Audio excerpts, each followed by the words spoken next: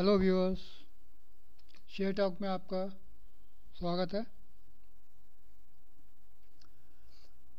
अभी आप अपने सामने एक ग्राफ देखेंगे। स्टॉक मार्केट में ग्राफ किस तरह से क्रिएट होता है वो देखिए। ग्राफ सामने आपकी वीडियो स्क्रीन पर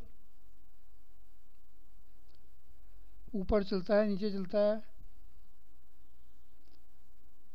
ये ग्राफ जो है बहुत सिंपल ग्राफ है। एक्चुअल में जो स्टॉक मार्केट में जो ग्राफ होता है वो बहुत ही ज़्यादा कॉम्प्लिकेटेड होता है। मीन्स के आपको मार्केट का मूवमेंट का पता लगाना बहुत इम्पॉसिबल सी चीज़ होती है। तो इसलिए कभी भी ग्राफ के बेसिस पे मार्केट की मूवमेंट के बारे में मत सोचिएगा। आज मैं आपको स्टॉक मार्केट का जो उद्गम है, कैसे स्टॉक मार्केट हमारी स्टार्ट हुई थी, आज से 165 ईयर बैक 1850 में बॉम्बे में टाउन हॉल के सामने कुछ लोगों ने एक पेड़ के नीचे, बनियान ट्री जिसको बोलते हैं बरगद का पेड़, उसके नीचे सट्टे का काम स्टार्ट किया था, शेयर का काम स्टार्ट किया था। उसके बाद 1875 में एक ऑर्गेनाइजेशन का रूप इन लोगों ने लिया और ये सब लोग दलाल स्ट्रीट में शिफ्ट हो गए। एक्चुअल में जो स्टॉक मार्केट की जो रिकॉग्निशन गवर्नमेंट ने दी है वो 1957 में दी है, 31 अगस्त को। उस टाइम इन सब लोगों के समूह को एक गवर्नमेंट ने सिक्योरिटी कॉन्ट्रैक्ट रेगुलेशन एक्ट 1957 के अंडर में BSE, बॉम्बे स्टॉक एक्सचेंज के नाम से इसको रिकॉग्निशन गवर्नमेंट ने दी। इट मीन्स कि अब तक इस मार्केट को 165 ईयर हो गए हैं। एशियाज़ ओल्डेस्ट स्टॉक मार्केट है हमारी बॉम्बे की जो स्टॉक एक्सचेंज है।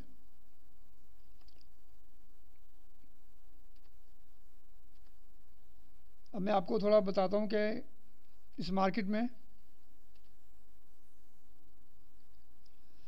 इन्वेस्टमेंट जो होता है कई तरह से होता है। तो आप बैंक में इन्वेस्टमेंट करते हैं FD के थ्रू, और एक ये स्टॉक मार्केट होती है जिसमें आप इन्वेस्टमेंट कर सकते हैं।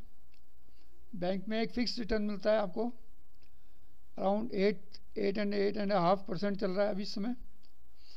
लेकिन स्टॉक मार्केट में कोई अर्निंग की या उसकी कोई लिमिट नहीं होती। आपके ऊपर डिपेंड करता है कि आपने किस टाइप का शेयर लिया है और किस तरह से आप उसको बेचेंगे। तो स्टॉक मार्केट में अगर आप नए हैं तो स्टॉक मार्केट में मेरी आपको सलाह है कि आप म्यूचुअल फंड के थ्रू मार्केट में एंटर हुइए, और या अच्छे एक्सपर्ट जो स्टॉक मार्केट में एनालिस्ट होते हैं उनकी एडवाइस के थ्रू इस मार्केट में आइए, क्योंकि ये मार्केट बहुत रिस्की होती है। नए लोगों के लिए थोड़ा इसमें प्रॉब्लम होती है। अर्निंग की कोई लिमिट नहीं है। इस मार्केट की सबसे बड़ी खासियत ये है कि आप अगर बैंक में पैसा रखते हैं और बैंक में आपका इंटरेस्ट एनुअली अगर एक पर्टिकुलर अमाउंट, जिसको 10,000 आज की तारीख में बोला था, 10,000 से अगर ज़्यादा कभी भी इस साल में आपका इंटरेस्ट बनता है तो उसके ऊपर टैक्स कटता है। और वैसे भी अगर आपकी टैक्सेबल इनकम है तो जो भी इंटरेस्ट होगा उस पर टैक्स कटेगा। लेकिन स्टॉक मार्केट में ऐसा नहीं होता है। स्टॉक मार्केट में अगर आपने शेयर को 1 साल से ज़्यादा रखा है तो उसके ऊपर कोई टैक्स नहीं होता, चाहे वो आपने 100 रुपये का शेयर 1000 में बेचा हो या 100 का शेयर 10,000 में बेचा हो। तो ये सबसे बड़ा बेनिफिट है। और स्टॉक मार्केट में क्योंकि डिविडेंड मिलता है तो डिविडेंड के ऊपर भी कोई टैक्स नहीं लगता। डिविडेंड के ऊपर गवर्नमेंट जो है, जो कंपनी डिविडेंड पे करती है उसी टैक्स चार्ज कर लेती है। अब ये स्टॉक मार्केट जो है ये एक रेगुलेटरी मैकेनिज़्म के थ्रू काम करती है। ये कोई ऐसा नहीं है कि इसमें कोई रेगुलेशन नहीं है। गवर्नमेंट का पूरा रेगुलेशन होता है। किसी भी तरह की कोई हेरा फेरी नहीं हो सकती इसके अंदर, जहाँ तक पेमेंट का सवाल है। और ये जो रेगुलेशन है इसको कौन देखता है? ये सेबी है, security exchange board of India, जो गवर्नमेंट द्वारा स्थापित एक ऑर्गेनाइजेशन है जो इस मार्केट की मूवमेंट को देखती है। इस मार्केट में एंटर करने के लिए आपको ब्रोकर के या बैंक के थ्रू इसमें आना होता है। ब्रोकर या बैंक के थ्रू आपको अपना अकाउंट खोलना पड़ता है। ये आपके ऊपर डिपेंड करता है कि ब्रोकर के थ्रू खोलते हैं या बैंक के थ्रू खोलते हैं। आपको एक चीज़ का ध्यान रखना है जहाँ तक ब्रोकर का सवाल है कि ब्रोकर जो है NSE BSE में रजिस्टर्ड ब्रोकर होना चाहिए, तो उसको आप पता कर लेंगे।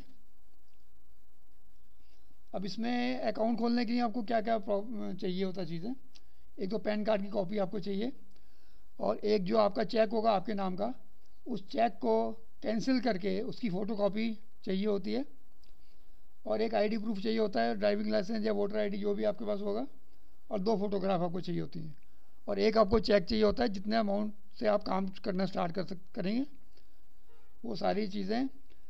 और ब्रोकर आपको एक बुकलेट देगा, उसको अच्छी तरह से पढ़ के उसके ऊपर सिग्नेचर करके, कई जगह सिग्नेचर करने होते हैं, उसको करके आप कंप्लीट करके जब ब्रोकर को दे देंगे तो ब्रोकर 1-2 दिन में आपको ट्रेडिंग के लिए एक नंबर होता है, अकाउंट नंबर जिसको बोलते हैं, वो आपको दे देगा, जिसके बेसिस पे आप अकाउंट अपना स्टार्ट करेंगे। अब इसमें क्या होता है कि एक तो आप अपना काम स्टार्ट करेंगे, कोई भी शेयर खरीदेंगे या कोई बेचेंगे, इसके साथ ही ये इसमें एक डीमैट अकाउंट खुलता है, वो इसके साथ ही खुलेगा, उसको अलग से आपको कुछ नहीं खोलना है, ट्रेडिंग के साथ ही खुलेगा। डीमैट अकाउंट का मतलब ये है कि जो भी आप शेयर खरीदेंगे वो सब डीमैट के अंदर जाएगा। मतलब क्योंकि आजकल पेपरलेस ट्रेडिंग होती है, एक टाइम था जब शेयर सर्टिफिकेट मिलते थे तो ऐसा प्रोविज़न नहीं था। अब जो है सारा जो शेयर्स की ट्रेडिंग है प्लस या माइनस जो भी आपने करना है वो सब एक डीमैट अकाउंट होता है, उसमें जाएगा। जैसे बैंक में आपका सेविंग अकाउंट होता है जब भी आप कैश जमा करते हैं या कैश निकालते हैं या चेक जमा करते हैं या चेक निकालते हैं, वो सारा एक पासबुक आपको मिलती है उसमें आता है। इसी तरह वो पासबुक की तरह ये डीमैट होता है, सारा का सारा जो ट्रेडिंग है आपकी वो उसमें डीमैट में जाएगी आपकी। डीमैट के थ्रू आपको पता चलेगा डीमैट अकाउंट के क्या क्या आपके शेयर पड़े हैं। अब ये डीमैट अकाउंट जो आपका होता है ये 2 तरह का होता है आजकल। अगर 50,000 से कम आपका एनुअल शेयर की वैल्यू है तो आप एक बेसिक डीमैट अकाउंट खोल सकते हैं, उसके अंदर कोई चार्जेस नहीं लगता। अगर अदरवाइज़ जो है डीमैट अकाउंट जब खोलेंगे तो एक एनुअल चार्जेस होता है, बैंक चार्ज करता है या ब्रोकर चार्ज करता है, वो आपको ब्रोकर बताएगा कि क्या चार्ज करेगा। और इसके साथ साथ ब्रोकर एक कमीशन लेता है आपसे। कमीशन जो होती है वो जो डेली काम करने वाले हैं उनके लिए 1 पैसे से लेके 4 पैसे तक होती है पर 100, और जो शेयर को रखते हैं होल्ड करते हैं उनके लिए 10 पैसे से लेकर 40 पैसे तक होती है पर 100। अब ये आपके ऊपर डिपेंड करता है कि आप कितना बार्गेनिंग करते हैं ब्रोकर के साथ। और ये स्टॉक मार्केट जो है बहुत इंपॉर्टेंट इंग्रेडिएंट एवरी कंट्री के लिए होता है। कंट्री कोई सी भी हो, कम्युनिस्ट कंट्री हो, कोई रिलीजियस कंट्री हो, इससे कोई फ़र्क नहीं पड़ता है। स्टॉक मार्केट हर एक जगह होती है, हर एक कंट्री के लिए स्टॉक मार्केट बहुत इंपॉर्टेंट है। अब पाकिस्तान है वहाँ भी स्टॉक मार्केट है, चाइना है वहाँ भी स्टॉक मार्केट है। पाकिस्तान एक रिलीजियस कंट्री है और चाइना जो है कम्युनिस्ट कंट्री है। स्टॉक मार्केट में जो कंपनीज होती हैं, जो इंडस्ट्री होती है, उसके लिए सबसे ज़्यादा बेनिफिट होता है। कोई भी कंपनी को लोन चाहिए होता है अपना बिजनेस चलाने के लिए। अगर वो लोन बैंक से लेते हैं तो बैंक उनके ऊपर एक सर्टेन इंटरेस्ट चार्ज करता है, लेकिन जब कंपनी अपने शेयर्स इशू करती है स्टॉक एक्सचेंज के थ्रू तो उसमें जो भी उसको पैसा मिलता है उसमें कोई भी ऐसी इंटरेस्ट की या कोई भी रिटर्न की कोई पाबंदी नहीं होती।